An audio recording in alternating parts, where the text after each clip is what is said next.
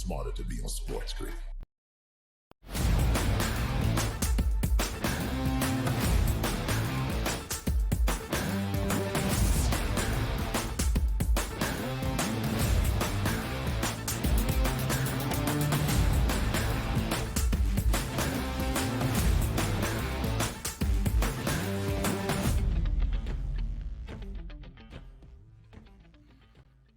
Hour number 3 officially underway. 2 hours down, 1 more to go. Make sure you keep it locked and loaded on SiriusXM channel 159 on the SportsGrid network. And away we go. It's Donnie Rightside. It's Joe Ranieri. And by the way, how are the vibes for you, Joe, right now? 2 hours in? Feel like we can go another 2? I mean, what are the vibes over there? Oh, no, I'm feeling good. I could just stay here and even do Kevin Walsh's show coming up. I'm ready to roll here, man. Ready to roll. Yeah, you can't. Well, we're going to fly you up there to the Kevin Walsh Memorial Studios in Homedale. It's a beautiful plaque in there, statue being erected outside of Bellworks. Fantastic stuff all the way around from those studios, which were built basically for Kevin Walsh. You know, like the house that Ruth built? I believe that's how we figure it here in Homedale, New Jersey. But let's get back to the hot topics here that we were going over. And reaching out to the people is what we love to do. At SportsGrid TV here on X, and it was a question of the Final Four. That question here being, will all of the number 1 seeds make it to the 2024 Final Four? No, 82.9%, which just increased to 83.2%. Yes, at 16.8%. Now, granted, they're probably going to be the favorites to move on. Great basketball teams still to play a few more games before we get to the Final Four. But just lining this up for myself, I did vote no. I'm part of that 83% group because, number one, if you're a number 1 seed, you're supposed to be the best in your region. We know it doesn't always work out like that. And quite frankly, it feels like it's sometimes impossible to get all 4 number 1 seeds in here to factor in to the Final Four. Would I like to see it from a TV perspective? Absolutely. From a betting perspective, probably not so much, as we welcome in the radio audience. You're watching and listening live to a Tuesday morning edition of the Early Line right here on SiriusXM channel 159 on the SportsGrid network. He's Joe Ranieri. I'm Donnie Rightside. Once again, Joe, your vote in this and your thought process moving forward to next weekend's Final Four. Yeah, I mean, I would disagree with the over 80% that don't think this is going to happen, because the question I would pose to them is, how shocked would you be if it did? And if your answer is, I wouldn't be that shocked, then there is no way this is more than 80% chance of not happening. So I do think, listen, the 4 number 1s right now to me are still, if you put it in order here, guys, they're the 4 best teams left in the tournament. So really what you're asking, would the 4 best teams left in the tournament make it to the Final Four? I think we're a lot closer to 50-50 than 80-20 here. I would not be shocked if all 4 number 1s battled. And I think you nailed it. That might be the best couple of games that we get the entire tournament if that's how it ends up. If we're taking a look at, and you can battle in the scenario with the FanDuel Sportsbook, UConn to reach the Final Four, minus 230 price. The Houston Cougars to reach the Final Four, plus 100. Purdue Boilermakers, plus 120, along with the Tar Heels at a plus 180 price. Let's have some fun with this, too. If I gave you those 4 teams, and let's just say, Joe, 3 are going to make it into the Final Four, your bet for a team not to reach the Final Four, of those 4, who would it be? That's tough here. I would say right now, my feelings would be that I do think if Houston has a hard time, if they emptied the gas tanks in that game against Texas A&M, Houston could be in trouble, especially coming out of that side of the bracket. So I gotta see a little something from them early and often, like we usually do, because that sometimes would take teams out of rhythm, doing what they had to do there against all of that, and having a kid who hasn't played 7 minutes of basketball in 3 years at Houston have to win it for you off the bench. It's either going to be the greatest thing that ever happened to Houston, and they're going to build him a shrine, or it's going to go down as maybe the one game that maybe Buzz Williams and company ended up taking out Houston when it mattered the most, even though they didn't win. I agree with you on Houston. Now, granted, I have a Houston ticket here because I'm hoping that UConn does get knocked out. But when you look at the pathway forward, you say, well, Donnie, Houston's facing a 4 seed. That's much better than, maybe another 4 seed they might have. And you told me you didn't like Duke. Well, things do change when you get to the tournament. Duke's playing great basketball here, and that's a tough matchup. So then when you do win that, you're expected to probably get, let's just say, Marquette on the opposite side. That's 2 tough games before you move on. Now, granted, each one of these 1 seeds is going to have 2 tough games before they move on. But I put number 2. Like, I actually like Carolina to get to the Final Four now from what I see, even though Arizona could be in their way. I think it's a pretty good matchup for UNC. On the flip side, Purdue is playing great basketball right now, and maybe that path is a little bit easier. And quite frankly, before the tournament brackets came out, you're like, I don't know about Purdue. The brackets come out like, whoa, Purdue might have the best run to the Final Four out of any number 1 seed. So I bring up the number 2 most vulnerable team. I still think it's UConn because I think they have a very tough game against San Diego State, which I do think they win. But the winner of Illinois and Iowa State is going to be a great matchup going up against UConn. So if I had to put it in order, I do think, as much as I hate to say, Houston probably has the toughest run. Number 2 for me is UConn. How do you feel about some of the other teams here and what you would put like a 1, 2, or maybe a standing order of who do you think gets knocked out after Houston for you, Joe? Well, here's the deal. I think we're going to learn this week, right, in the Sweet 16, if teams are for real. In other words, I am not convinced, even though it's the second highest odds, I'm not convinced Arizona gets past Clemson. I'm not, and again, we just talked about Houston going up against Duke here, Donnie. I mean, I will be shown something. If both of these teams win convincingly and cover, and I think Arizona's 7.5 point favorite, something along those lines. If they win, cover that, because I think Clemson is going to give them hell, and I would not be shocked if Arizona loses this game against Clemson, then I'd have to reconsider this by the time we get to the Elite Eight on what I think about all 4 number 1 seeds getting there. I was going to ask you that question next, too, and that you already answered it there, would be like Clemson would be the shocker of this weekend's games. Like, I didn't see that one coming. And again, if you are taking a look at some of the bracket madness that we've been setting up, most people in office brackets here, probably 80% have UConn cutting down the net. So usually to win an office, we're like, who's everybody going to have? I got to be a little bit contrarian, so I'm also on that side. It's the reason why I picked one of my futures as Houston to win. I also have a ticket on Creighton as well to go along with it. And then also my other team is Iowa State, which I think I was hoping Iowa State didn't even have to play UConn as moving forward. But that contrarian value where, by the way, in your pools or contention, did you pick UConn in your pool, Joe? And do you have a future on UConn winning it before the tournament started or no?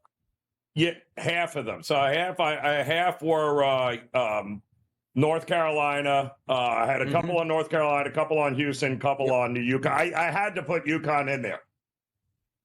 It's a good chance they do win it after all. We're just hoping.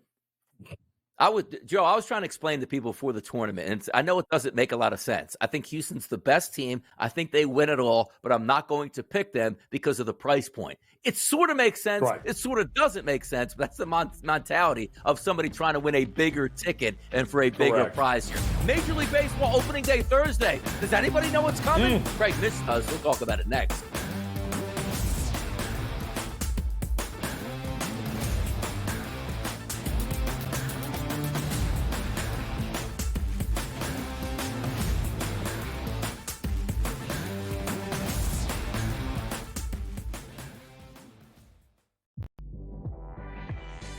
He is. He's not in the low block. Hey, he's on the wing. Yeah, but he's back. He pounds in. He's throwing elbows, too. That's a man move. That's a grown man move, but he's throwing elbows. The steal. The foul. No call. No call. And Silver Fox missed another one. The humanity. In the corner, Caleb Love, the arms are up. Come on, I haven't had a touch in a minute. 25. Betting above the rim. Only on SportsGrid. Betting in-game, there's a big difference, right? Like the computer changes the number so often. Like, I tried to get this in right now, but in reality, as I saw plus 165 in the arena, they're hitting the shot. And I'm getting this like a couple of seconds late. And even the sports book, like, technology can only travel so fast. Sports Rage Late Night. Only on SportsGrid.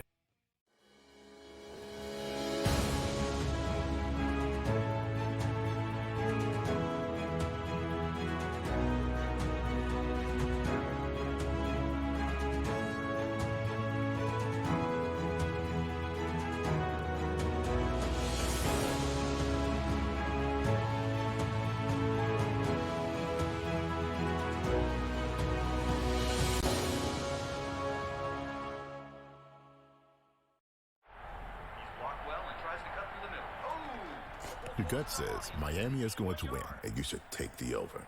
Your gut also said your NFT selfies would only go up in value. They didn't. But your head is on SportsGrid and knows the QB is in concussion protocol. The backup has a 45 QBR against the zone coverage. The New York D has the most sacks in the league. So yeah, trust your head. It's smarter to be on SportsGrid. SportsGrid, your 24/7 sports wagering network. Pro League Soccer, powered by Marca. I would be willing to bet the under 2.5 goals. Fantasy sports today. Especially in head-to-head formats in fantasy, I think I'm going to go with Juan Soto. Game time decisions. People don't like it. I don't really care. I cannot believe anybody is betting the Clippers at this number. Betting above the rim. All I've heard you say on the network is you're either winning or you're rebuilding. In-game live all access. Nobody has been more profitable as a dog than Shaka Smart Team. Winning back-to-back road games. I don't care if they're playing Topeka High. I wouldn't give them any chance whatsoever. In-game live, prime time. Back-to-back, just utterly stinker quarters. In-game live, overtime. Honestly, as you sit here and listen, watch right now, you may want to consider placing that bet. It's smarter to be on SportsGrid.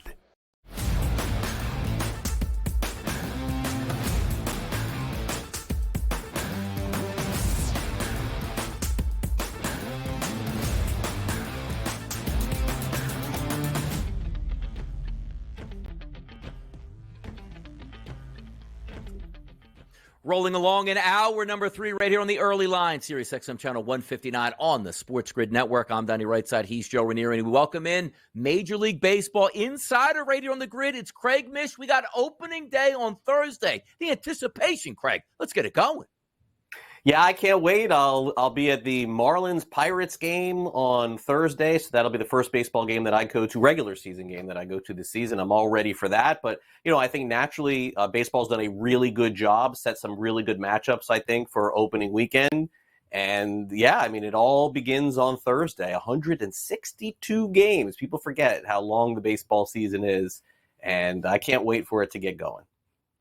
Thursday afternoon in Philadelphia, Craig. I can't wait for it either. Spencer Strider going up against Zach Wheeler, toe-to-toe, Braves and the Phillies. But before we get there, I don't think Major League Baseball likes this story to hype up opening day.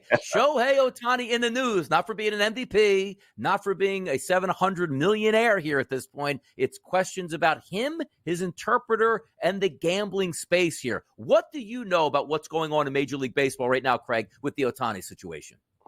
Well, look, there's a couple of different things. I could say, first and foremost, the one thing that I can speak to is from a PR standpoint and from the way that this is handled. I can, from experience in covering sports, say that I think that this has not been the best look and not been the best job of handling that. Now, as far as what is actually going on with Ohtani and his interpreter and whether or not everything that he's saying is accurate and true, I really have no idea. There are some people, some translators that I've seen and some former players who are sort of rushing to Ohtani's defense saying it's not unreasonable to think that the interpreter had access to all of his banking accounts and everything going on and, wiring this money back and forth. They're saying it's not an unreasonable ask, but it does seem a little bizarre in the amounts that these are just simply not being paid attention to. And I think in our daily life, no matter what financial scope we're on, whether we looked at our accounts. We all have bank accounts. Maybe we don't check them every single second of every day. But if we saw $500 or $1,000 or $10,000 going to an odd account, I think it would raise a red flag for all of us here. That part is kind of hard to believe. But at the same time, Major League Baseball will do their investigation, and then the truth will come out in the end. Whether Ohtani is telling the truth or not still remains to be seen. But I will say there are a lot of people that are rushing to Ohtani's defense saying that his story is indeed believable just because of the relationship with translators and players who are playing in the United States. It does seem to be pretty common that those people would have access to the players' financial accounts. There's so many things with that. Why they let everyone talk to begin with is beyond me. I'm with you. I think this could not have been handled any worse than what they did. But what kind of effect early on does this have on Ohtani, the Dodgers, this hanging over the head? And it doesn't sound like it's going to go away anytime soon. Yeah, I mean, Joe, I don't know that this story is going to go on and on and on. I think, Joe, your take is correct, and I think as people who have done this, and Joe, you've been doing this forever too. Like the initial prisoner of the moment thought is, oh my gosh, this is going to go on forever, and then it ends, and then the next story happens. You know, there's a basketball player on a 10-day contract who potentially, allegedly, is doing some salacious things, and they were on to that story. That story's not going to go away anytime soon, and then it does. And then the next story happens, you know? So I look, if there was a situation for this to happen to where it could go away quickly, guys, let's be real. It would be with the Dodgers. Honestly, if Ohtani wasn't on the Dodgers, what would their season win total projection be? 98, 99? Like they're still going to be a really good team anyway. I think Ohtani in the end will be fine. I think the Dodgers will be fine. But again, that's pending this investigation. If baseball finds anything different from what we're talking about here, then Joe, in that point, it would be a completely different conversation. Yeah. Talking about storylines not going away anywhere, that's the Atlanta Braves and how good they've been in Major League Baseball, quite frankly, for the past 25 to 30 years. But you know what? Getting you ready for opening day is very important, and Craig Mish does that with the best of them. Let's take a look at a clip here with Alex Anthopoulos, the GM and president of baseball operations for the Braves, and their outlook on this season. The quick additions, I guess, that you made to the team offensively was the move to get Jared Kelenic, and then late in the spring, getting Adam Duvall. But top to bottom, this is the strength of the Braves, I would say, going into the season. Would you agree, based off what you saw last year, this year in the spring? Yeah, there's no doubt. I mean, it was a historic offense in terms of home run totals and runs scored and slugging percentages and things like that. So largely the group comes back. Now, some guys had obviously incredible seasons, MVP seasons and so on, and all-star seasons. We had 8 all-stars last year, 6 on the position player side. So, to expect everybody to repeat that's probably not fair. But the talent is certainly there to have a strong offensive club again. Craig, in my mind, the best overall general manager in baseball is Alex Anthopoulos, and the Braves every single year, one of those teams that you expect to win a pennant and or get to the World Series with a chance to win it. We take a look at them this season, the win total over 100 wins. It actually comes in at 101.5 to win the NL East, a heavy favorite at minus 280 against a very good Philadelphia Phillies team. The pennant listed at plus 250 in the World Series at a plus 450 price. Let me ask you this, the outlook on this season, but also the Braves' MO, identifying young talent, signing them, and quite frankly, it seems like it always works out for them. Genius. Yeah, and look, I think the one thing that's also important to mention here is the fact that, that Alex has a lot of good people working for him, too. Like, this isn't, a one-man organization. It's not the way that baseball works. In fact, he has an assistant general manager named Ben Sestanovich who interviewed for the general manager position of the Marlins last year, too. Inevitably, the Marlins hired Peter Bendix there, but that's another name to keep in mind for the future. I think he's going to be a GM in the next year or two somewhere. So there's a lot of, high-fiving to go around with Atlanta. Now, in terms of the topic of their season win total in their future, I mean, you could easily see the Braves having the best record in baseball this year. There's no question about it if their pitching stays healthy. Chris Sale is going to have to be a big part of that, I think, going into the year because he'll replace some of the other starting pitchers that pitched for them at the end of last season. But in order for the Braves to go further than they have, Donnie, I think it's fair to say that, every good president, every general manager sort of has to take a look at their tactics at the end of the season and how they handle things. And I don't know what the change will be, but I would assume, guys, the Braves are going to have to change something up, whether this would be acquiring more players at the trade deadline, which would be maybe playing harder at the end of the season in case you have a bye, so you don't have to sort of worry about what could potentially come in an early exit in the postseason. So I would guess the Braves will change the strategy up a little bit this year to make a deeper push into the postseason. All right. I got to ask you, as long as I have you there, because I'm this close to putting the bet in on the Miami win total here, Craig, and I am deathly scared of the pitching and the injuries. Perez, what's the latest on him? Alcantara's probably out into the near future. It just seems like everything is starting to pile up and a lot more questions than answers right now with this starting rotation of Miami. Plus, they went, 33-14 in one-run games last year? Is there concern in the organization that the pitching will hold up? Yeah, look, I think that is there, Joe. Here on SportsGrid, it is the only team in baseball that I generally don't talk about any betting with, whether it's the season win totals or the individual games, just because in covering the team, even though there are no rules, I'm just staying far away, from any discussion on it. But as far as the team is concerned, yeah, they had a lot of luck last year. They won a lot of one-run games. We're going to have the president of baseball operations, Peter Bendix, on the show on Newswire later today, so he'll give an update on Yuri Perez and sort of where things are at. But as far as their season is concerned, they did make the postseason last year. I know they would love to make the postseason again this year. As you said, Joe, the injuries have piled up. And again, Jorge Soler hit almost 40 home runs last year. They really did not replace him. So we're going to have to kind of see how the season progresses. Yeah, Soler out to the Giants. I really like that move a lot. But if we're looking at the MVP markets, and again, just a hot topic here, we're looking at Ohtani, the plus 950 price at the FanDuel Sportsbook. If you were to place a wager on Ohtani, would you be worried about whether this hangs over his head or Major League Baseball stepping in with he's got to take some time away to figure things out here? Yeah, Donnie, this is the easiest question to answer that you've asked me in the start of the interview. The great thing about legalized sports betting on FanDuel, DraftKings, or wherever you're betting is that you have opportunities everywhere else to make bets. Just stay away from this one. Do something else. The opportunity to talk to Craig Mish. True. Priceless. We'll be right back.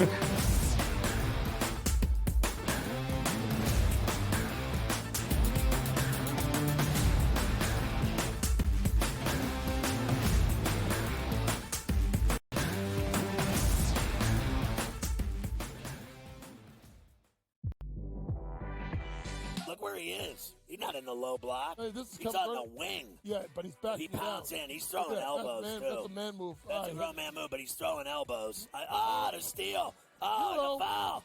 No call. No call. The Silver Fox missed another one. The humanity. In the corner, Caleb Love, the arms are up. Come on, I haven't had a touch in a minute. 25. Betting above the rim. Only on SportsGrid.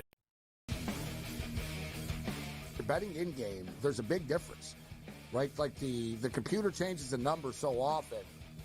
Like I tried to get this in right now, but in reality, as I saw plus 165 in the arena, they're hitting the shot, and I'm getting this like a couple of seconds late. And even the sports book, like technology can only travel so fast. Sports Rage Late Night, only on SportsGrid.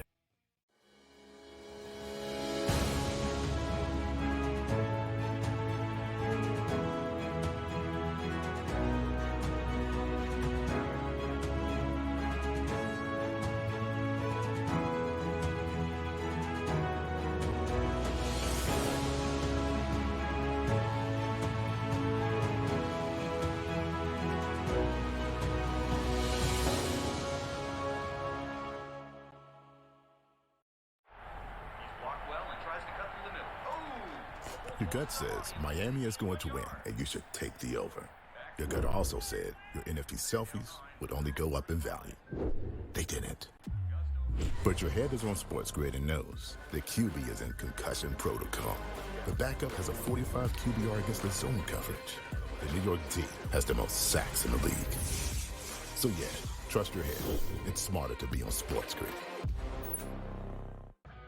SportsGrid, your 24/7 sports wagering network. Pro League Soccer, powered by Marca. I would be willing to bet the under 2.5 goals. Fantasy sports today. Especially in head-to-head formats and fantasy, I think I'm going to go with Juan Soto. Game time decisions. People don't like it. I don't really care. I cannot believe anybody is betting the Clippers at this number. Betting above the rim. All I've heard you say on the network is you're either winning or you're rebuilding. In-game live all access. Nobody has been more profitable as a dog than Shaka Smart Team. Winning back-to-back road games. I don't care if they're playing Topeka High. I wouldn't give them any chance whatsoever. In-game live, prime time. Back-to-back, just utterly stinker quarters. In-game live, overtime. Honestly, as you sit here and listen, watch right now, you may want to consider placing that bet. It's smarter to be on SportsGrid.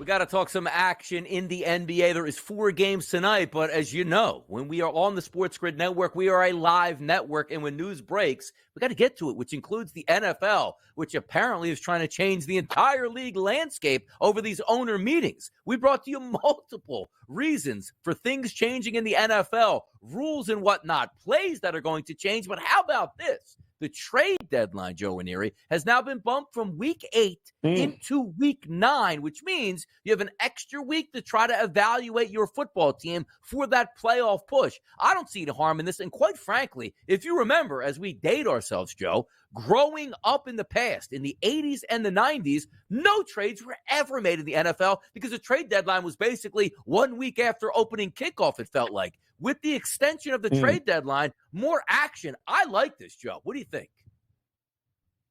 Listen, I think any time you can give teams an opportunity, because anything can happen during the season, right, Donnie? So the more time you give teams to be able to improve, I don't see how fans would ever have a problem with this. I think giving them more leeway now to be able to improve a roster, just because you lose one guy or two guys, the ability to be able to maneuver and pivot, I think is a good thing for the sport overall. How about that? The NFL changing every day. It's what we call it. It's a 365 league, man. Every single day, it seems like we're getting some new information. And the draft coming up shortly, free agency winding down, OTAs, training camp, kickoffs. Get ready. It's going to be an exciting season. And you know the SportsGrid Network has got you covered here, but also SportsGrid Network covers you in the NBA. We always talk about the early line being the best show to handicap the NBA. Yesterday, went on another tear, Joe Ranieri, which included my best bet of the day, Domantas Sabonis, to record a triple-double at a plus 210 price. That one cashed. But let's break down these 4 games tonight, which includes a big game. The Los Angeles Lakers taking on the Milwaukee Bucks. The overnight line, Joe, -5.5. The current line, -8.5 as a favorite for the Milwaukee Bucks. 232 is the total. Reason being, doubtful tag listed for LeBron James with an ankle injury. Let's say LeBron's out in this basketball game. Which way do we go here, Joe? Yeah, I can't believe it. The Lakers are playing on the road. I didn't think they did that anymore because they were home for like 2 months. Unbelievable here. Yeah, listen, there's always those questionable tags at this particular point, especially with the Lakers. Lakers need to rack up wins, and they know it, Donnie, here. So this is another one of these spots, middle of the week. Feels like this game means an awful lot more to the Lakers than it does to the Bucks. And I would expect the Bucks at home to do what they usually do in this spot against LeBron and company, and that's they'll show up here. That's why the line is 8.5. I think maybe even the total might not be a bad look here. Yeah, double digits. And by the way, these 4 games tonight, for only 4 games on the card, are tremendous. It's a shame that LeBron James isn't going to play in that game because the Bucks should win going away. The only question mark is, we know Giannis is probably going to play well. Is Dame going to score 11 points or 31 points in this game? Could be the differentiating parts of the outcome. But game number 2, 10 o'clock tonight. We talked about these 2 teams early in the show, Joe. The Dallas Mavericks and the Sacramento Kings. How about this line? Opened up at -2, now sits at -1.5. A slight favorite to the Kings, who just downed the Sixers yesterday in a back-to-back. We take a look at the Dallas Mavericks, who you just saw play a basketball game. They head on the road to take on the Kings. Total in this game listed at 233. And as always, must check those starting lineups before the game because we, on the early line, are at a disadvantage trying to handicap who's actually going to play tonight. But let's just say the stars are out in full force, and quite frankly, they should be. This is a monster game between 2 teams fighting for that 6th seed. Yeah, pretty easy win and cover there for Dallas last night, right? 115-105 over Utah. The Kings handled their business against the Sixers. Both teams are still trailing New Orleans and the Clippers. So love this game because this is going to feel like a playoff game, is it not, Donnie? There's going to be some juice in this game here. It's a pick'em. And I'll say it again, Sacramento has not been great at home here this year, not like years past. So with a pick'em price, they certainly have the advantage, but I wouldn't count Dallas out as being that team that eventually locks up that number 6 seed. Great matchup out on the West Coast here. And let's also take a look at a playoff atmosphere that should take place on South Beach tonight with the Miami Heat taking on the Golden State Warriors. Now, you might find yourself saying, the Heat trying to get out of the play-in rounds here and move up to a possible 6 seed here. The Golden State Warriors fighting for their lives just to be in the playoffs any way, shape, or form. The line opened up overnight here at the FanDuel Sportsbook, Joe, at a minus 1.5 point favorite for the Golden State Warriors. We're still seeing that 1.5, some other outlets up to as high as 2, a total of 218.5. The last stand over the 15 games here for the Warriors to get in, or tonight, is it going to be the Miami Heat at home? Yeah, well, it's again, check the lineup and the questionable tags there for Miami, who's in and who is out. This feels like a dead under to me here tonight. 218 over here. I think Miami is going to want to win this game, not by trying to outshoot anybody, but more like stifling the Golden State Warriors and not letting them get off early in this game. So I like Miami early, but I really like the full game under in this one as well. Expect Miami to slow this thing down to a crawl.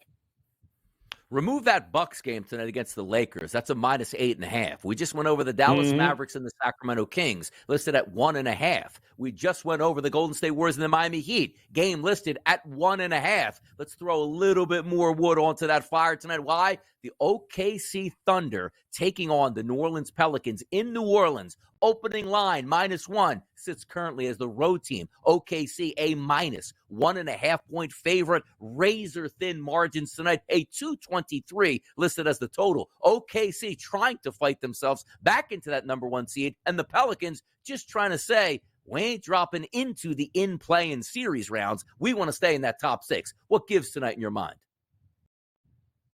What gives is that we got limited games here tonight, Diane, but we got 4 games that mean an awful lot to the teams involved in them here. So, which is what I love. And again, we don't have any obnoxious spreads except for the Laker one, which is kind of deserved anyway. But this one here it feels like OKC has slowed down a little bit, maybe running a little bit out of gas, trying to preserve. I mean, don't forget, Chet Holmgren, hadn't played at all last year. So even he has admitted now over the last couple of weeks that it's tough. Like it's, they're trying to stay fresh. They're trying to stay relevant. I don't think the question is ever whether Denver is going to take their foot off the gas, not to get the 1.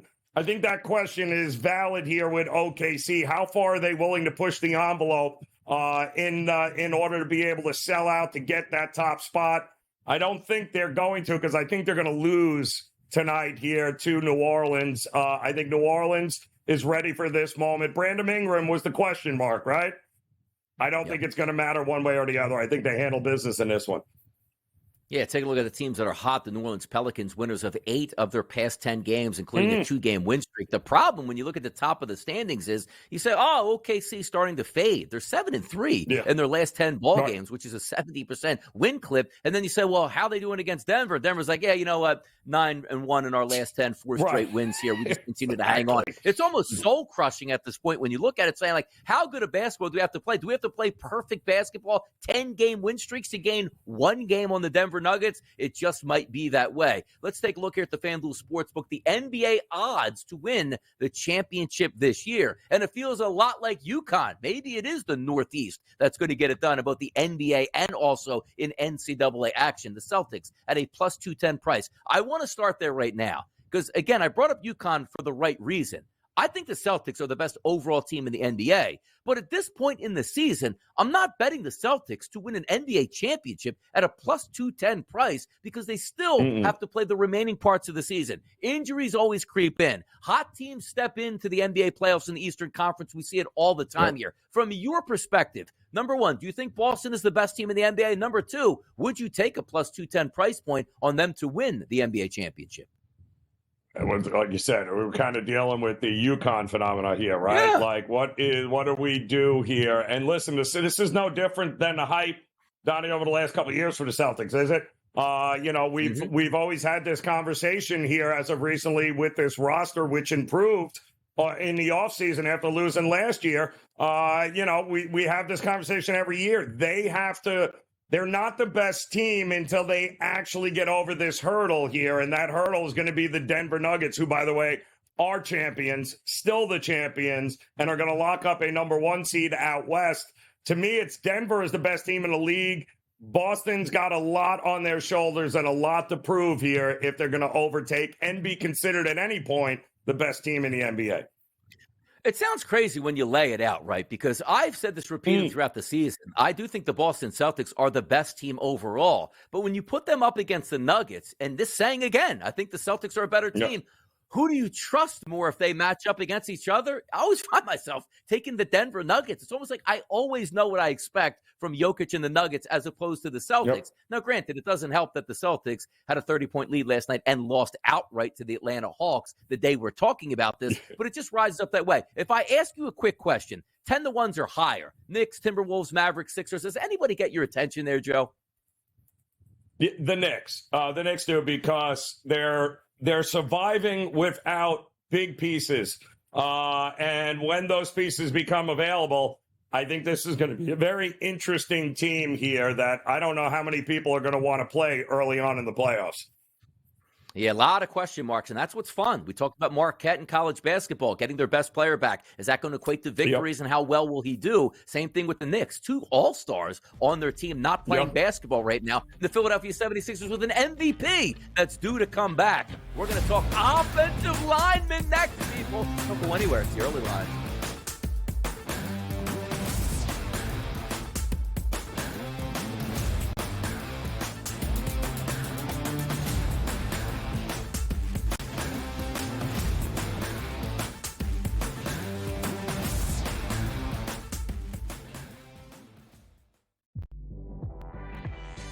He is. He's not in the low block. Hey, he's on the wing. Yeah, but he's back. He pounds in. He's throwing elbows, too. That's a man move. That's a grown man move, but he's throwing elbows. The steal. The foul. No call. No call. But look the who Silver was. Fox missed another one. The humanity. In the corner, Caleb Love, the arms are up. Come on, I haven't had a touch in a minute. 25. Betting above the rim. Only on SportsGrid.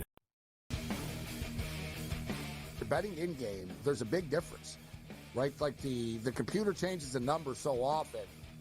Like, I tried to get this in right now, but in reality, as I saw plus 165 in the arena, they're hitting the shot, and I'm getting this like a couple of seconds late. And even the sports book, like, technology can only travel so fast. Sports Rage Late Night. Only on SportsGrid.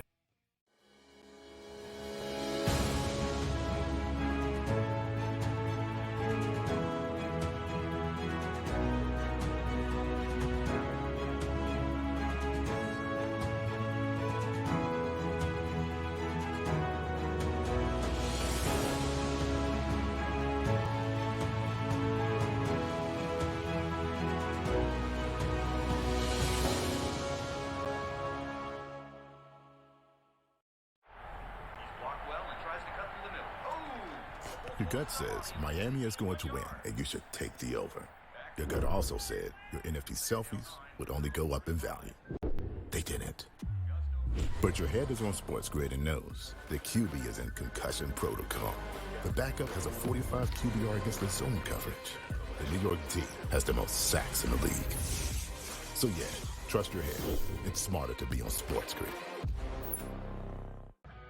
SportsGrid, your 24/7 sports wagering network. Pro League Soccer, powered by Marca. I would be willing to bet the under 2.5 goals. Fantasy sports today. Especially in head-to-head formats in fantasy, I think I'm going to go with Juan Soto. Game time decisions. People don't like it. I don't really care. I cannot believe anybody is betting the Clippers at this number. Betting above the All rim. I've heard you say on the network is you're either winning or you're rebuilding. In-game live all access. Nobody has been more profitable as a dog than Shaka Smart team. Winning back-to-back road games. I don't care if they're playing Topeka High. I wouldn't give them any chance whatsoever. In-game live, prime time. Back-to-back, just utterly stinker quarters. In-game live, overtime. Honestly, as you sit here and listen, watch right now, you may want to consider placing that bet. It's smarter to be on SportsGrid.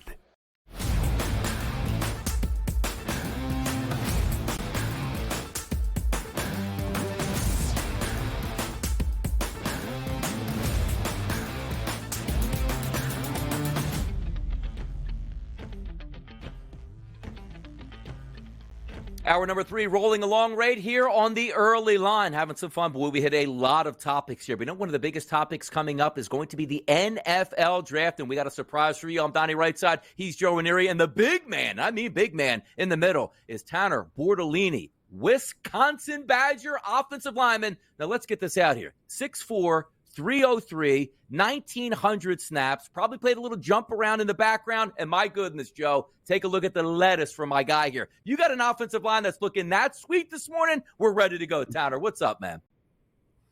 Doing well, guys. How are you? Doing fantastic, ready to rock and roll. We know you got a big process ahead of you here that, quite frankly, has already started. I'm always fascinated by this. After you get done with the season for the Badgers, what happens? What is the pre-draft process that you went through so far, Tanor? So I went to the Sports Academy in Frisco, Texas. So immediately after the season, head straight there, start training right away. It's about 3 times a day, every day. So it gets pretty long. It's a grind, but really enjoyed it. Then you obviously did go to the Senior Bowl after about a month and a half of training, play the game, then do really combine prep for another month, and then have the combine, and then had another couple weeks of that same combine training and do pro day, and now just getting ready to play football again, which is really exciting. It's got to be. I mean, it's got to be, right? You go from the season, right, to bowl. Now you got Senior Bowl. And I got it. So at what point do you start getting maybe a little overwhelmed with it? Because even when the season's over, you know what's coming up for you, didn't you? Yeah, I think probably that 2 or 3 weeks right before the combine, it really starts to get like, wow, this has been a long time. You're sitting there, you're training 6 times a week, every week, not really doing much outside of that. And it kind of starts to catch up with you at that point. But really just kind of make sure you stay locked in. You're really right there. You're about to cross the finish line, just making sure you get to the finish line. So that's all it really was. And then now you get a little more time to kick back, relax, reset, and then head back into the draft, obviously, coming up, and then rookie minicamp. Tanor, everybody knows when you think about college football in the ground game, it's Wisconsin that comes to your mind and the dominance that they have at the offensive line. Talk to us how you made your way to Wisconsin here. Yeah, so growing up, I grew up in a small town out of Wisconsin, so started getting recruited by a variety of schools, and then Wisconsin came into the picture. Talked to them, met the staff, met the players, felt like I really fit in great with the culture and the guys here. You're going to be around that whole group a lot. So if you're going to be, you better like the guys you're going to be around because you're going to spend a lot of time with them. So I really like that group, like that O-line group, and felt like it was the right place for me. And, running the ball is obviously something we did a lot at a small school, so felt like it was a great fit. Yeah, it's interesting too. When you first came to Wisconsin, were you a guard? Have you played them all while you were there? Yeah, I played every single one while I was there. Played everything but left tackle in the game, even like extra tight end. So get a little versatility on the resume, which is good. It's always fun to line up. Maybe I'll catch a pass this time. Never did, but it was good. I think it really gave me a better overall understanding of how to play football, what the guys next to me need, what I need from them, and how to complement my teammates so we can be better as a group. Tackle eligible, certainly a big man's dream there, catching those touchdown passes. But I got to ask you a question about this. My team is the Philadelphia Eagles. I live just outside of Philadelphia. There's a guy named Jason Kelce that just retired, might be going down as the best center of all time. Now, you got a little kinship with him here. Talking about the 3-cone drill, you actually beat his time here. He's thought to be one of the best movers of all time as an offensive lineman. How did you get ready for that 3-cone drill? And my goodness, you beat his number here, Tanor. Yeah, obviously short speed quickness is always something I prided myself on having. So really just getting the pattern down, an offensive line play, you really don't run a lot of 3 cones while on the field. So it's a little different kind of movement, a little different kind of steps, but getting the footwork down, once I got it down, I really felt really comfortable about, what I was going to do, just making sure I did it at the combine. And then to see the result I got there was awesome, and to ever be mentioned in the same sentence as one of the all-time greats is a really cool thing. Yeah, it's interesting because, you spent all this time here at Wisconsin, right? And you're leaving, but boy, is the Big Ten going to look a little different next year, isn't it? What was the buzz like when all of this was going on this year? What was it like? Were you going like, damn, I'm glad I'm out of here because this is over the top? It's crazy. You look at it, it's like, damn, it's closer to the Big 20 now than the Big 10. But it's crazy. I mean, it's huge. It's good for the conference. I think it'll really, bring a lot of better competition in. And I think it'll be great, but it's going to be different. It's going to look a lot different than it ever has. And I think, flying all the way to the West Coast is going to be a little different for all these teams. The time adjustment, if you're going all the way from the East all the way to the West, we'll see how that works out. I think that's probably the biggest concern with a lot of the guys there. But I think it'll be really, really good for the Big Ten overall. Tanor, taking a look at the changing landscape in college football, a lot of new rules coming in, which includes the NIL. Now, you were there and probably participated in that. We always like to say you got to take care of your offensive linemen. Talk about the NIL structure of college football now moving forward in that changing landscape. Yeah, it's really different. I think a lot of guys come in and the transfer portal is way more abundant than it used to be. When you came in, you came with a group of 20 guys and, probably 15 of them would be there by the end of your senior year. Now guys, if they're not loving the playing time they get, they feel like they can get paid more somewhere else. That's kind of where they feel like they can get the best opportunity for them and their families. They'll go capitalize on that.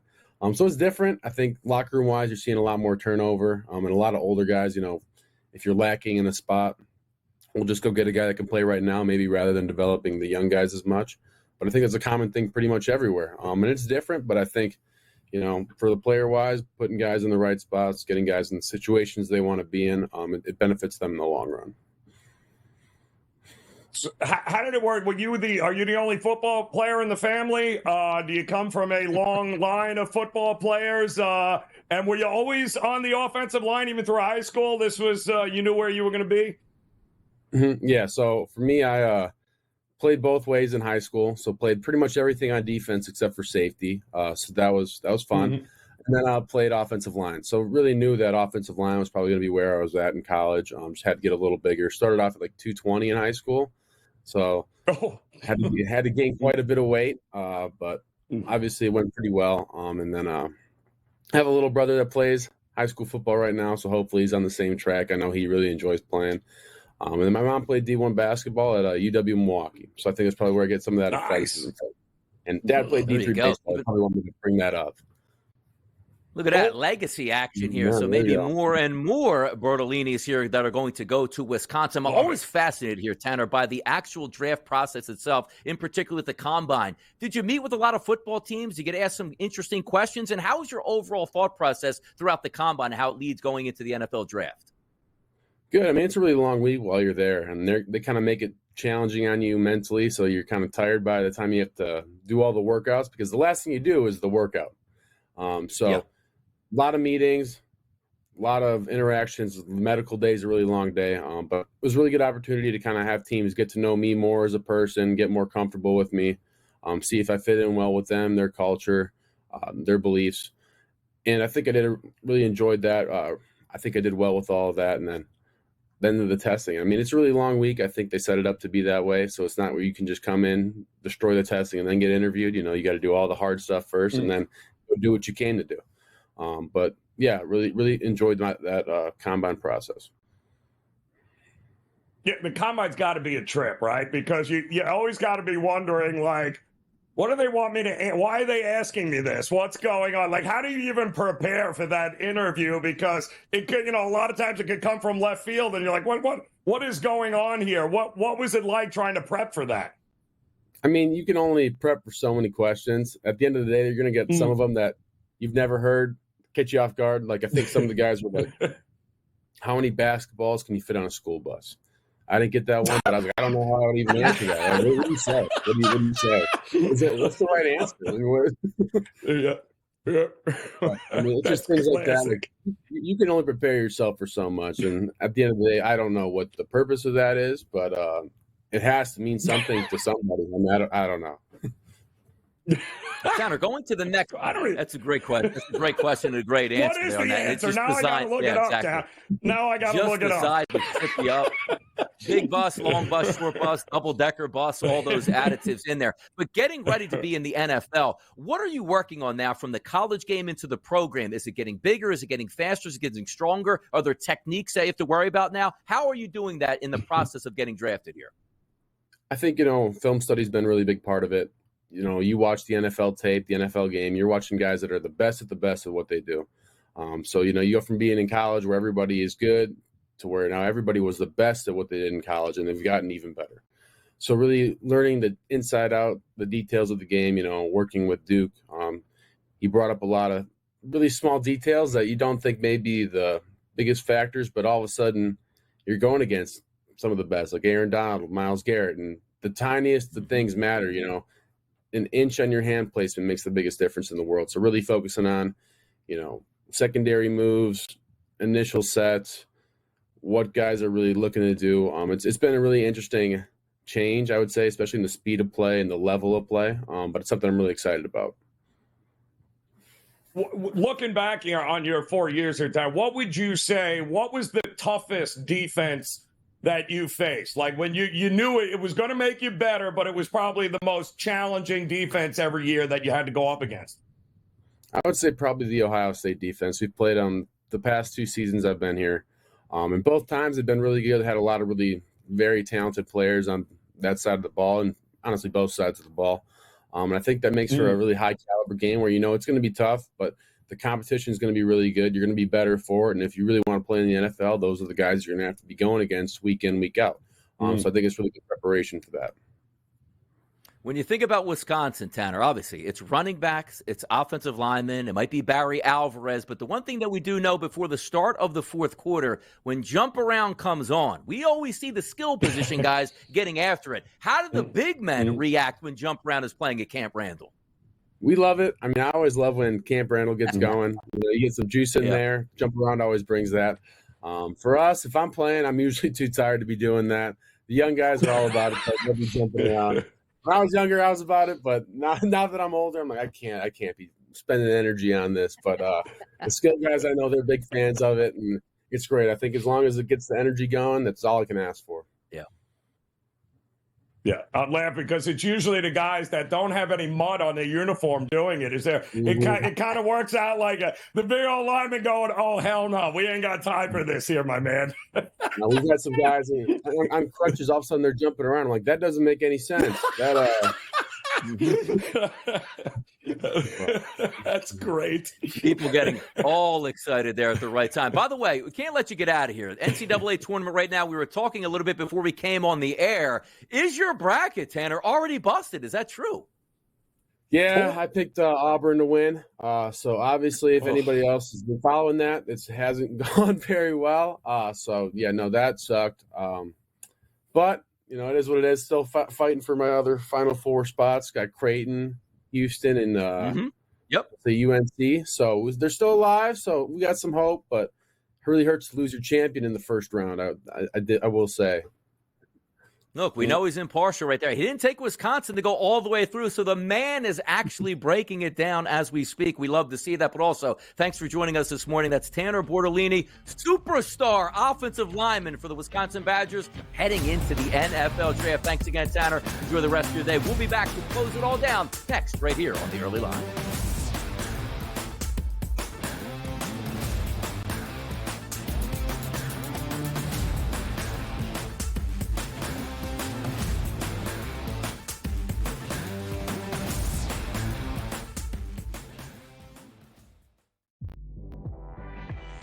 Where he is. He's not in the low block. Hey, he's on the wing. Yeah, but he's back. He pounds in. He's throwing elbows, too. That's a man move. That's a grown man move, but he's throwing elbows. The steal. The foul.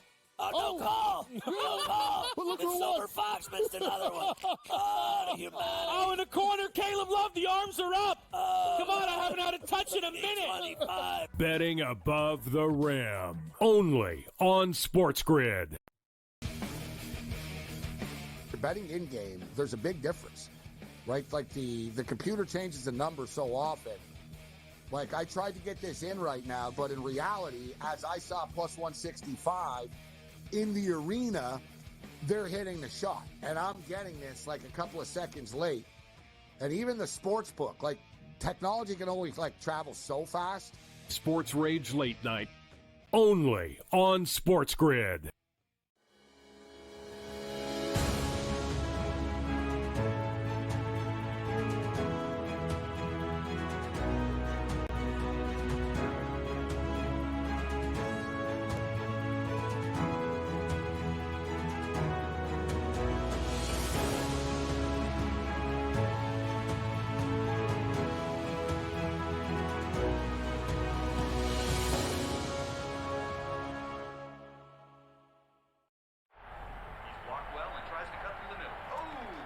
Your gut says Miami is going to win, and you should take the over.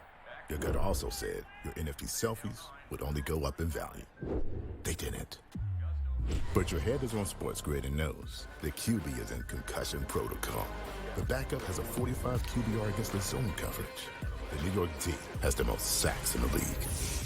So yeah, trust your head. It's smarter to be on SportsGrid. SportsGrid, your 24/7 sports wagering network. Pro League Soccer, powered by Marca. I would be willing to bet the under 2.5 goals. Fantasy sports today. Especially in head-to-head formats in fantasy, I think I'm going to go with Juan Soto. Game time decisions. People don't like it. I don't really care. I cannot believe anybody is betting the Clippers at this number. Betting above the All rim. I've heard you say on the network is you're either winning or you're rebuilding. In-game live all access. Nobody has been more profitable as a dog than Shaka Smart team. Winning back-to-back road games. I don't care if they're playing Topeka High. I wouldn't give them any chance whatsoever. In-game live, prime time. Back-to-back, just utterly stinker quarters. In-game live, overtime. Honestly, as you sit here and listen, watch right now, you may want to consider placing that bet. It's smarter to be on SportsGrid.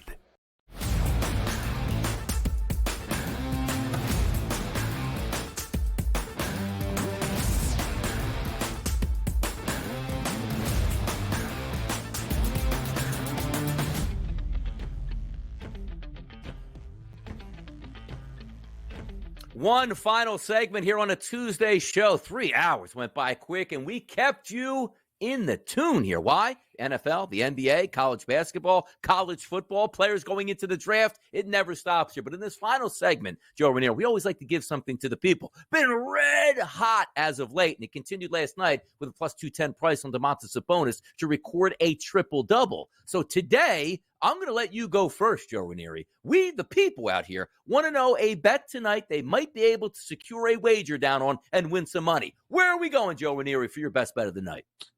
Oh, I kind of like We'll go to the association here Let's tonight. And again, I'm looking at the under in this game here tonight with the Miami Heat. Listen, Miami has done a couple of things here down the stretch. They've ratcheted up the defense. They've been dealing with injuries. We know this. But they're going to dictate pace at home here against Golden State Warriors. Both teams battling, obviously. Miami battling for seeding.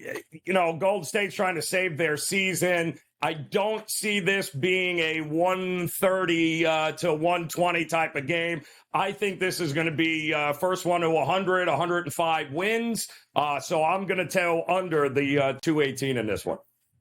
There you go. I'm actually going to go out to the West Coast tonight. Dallas Mavericks and the Sacramento Kings. It's a tough game. It's a 1.5-point line, but I'm going to take the favorite, and that's the Sacramento Kings. Just simplicity here. Dallas is going to be on the road after a back-to-back. The Sacramento Kings are going to stay home after a victory against the Philadelphia 76ers. A great matchup with a lot of seeding here on the line. I'm going to lean towards the home team, Sacramento Kings. The other tough games tonight, that Heat-Warriors game. It's a -2 here as a favorite for the Golden State Warriors. The Oklahoma City Thunder game. They're favored by 1.5 points. And again, if LeBron James played against the Milwaukee Bucks, we're probably looking at a line closer to 4.5 and 5 points. But an exciting show across the board. And you know what? Joe Ranieri is going to be back with me tomorrow once again for the early line. Boom. Guests, and more guests, keeping you in the know, having a good time talking sports, winning wagers. Who says no? It's what we do on the early line. So join us tomorrow once again bright and early, 8 a.m. Eastern for another edition of the early line. Enjoy the rest of your day.